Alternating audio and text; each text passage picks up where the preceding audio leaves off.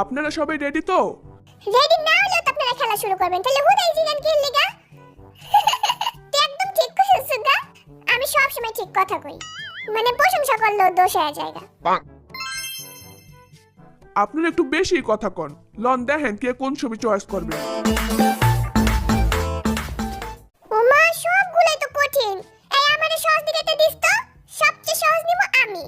পিচ্চি মানুষ বেশি কথা কস, সব সময় পিচ্চি পিচ্চি করবি না, আমার কিন্তু রাগ উঠে। আহারে পিচি জিমিন রে কেউ পিচি কইস না। নে আরে তুই চয়েস কর, দাঁড়া আগে আমি চয়েস করে নেই।